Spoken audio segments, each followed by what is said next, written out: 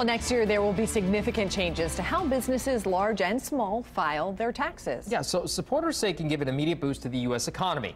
So 24-hour News 8's Eric Feldman went to find out how much of a difference we could see. They line our streets, there are neighborhood spots, they fill offices that light up our sky. And now there are skyscraper-sized changes coming to how business owners run their shops. The corporate tax rate businesses pay will drop from 35% to nearly 20%. Corporations with the reduction in the corporate tax rate will generally have more cash. Some companies nationwide have announced bonuses for their employees. Others have announced investments in the United States. They can also pay back investors or put money into the stock market.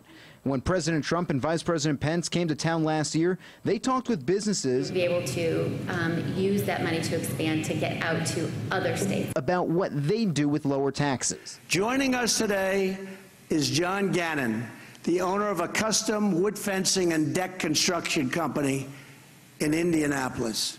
John says that a tax cut, like we're proposing, will make his business more competitive, allowing him to expand, hire more workers, and raise wages. But the corporate tax change affects a fraction of U.S. businesses.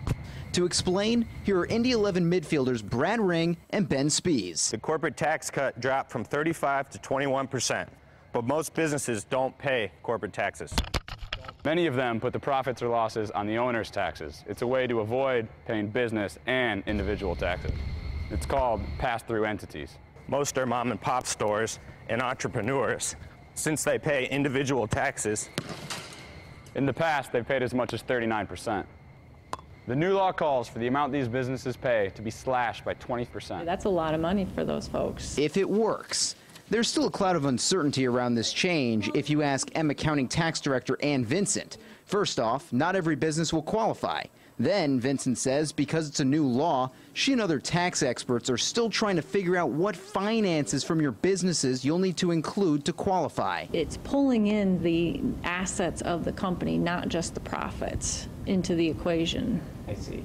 And that's probably the biggest source of confusion for a lot of people. It may take years and court rulings to sort it all out.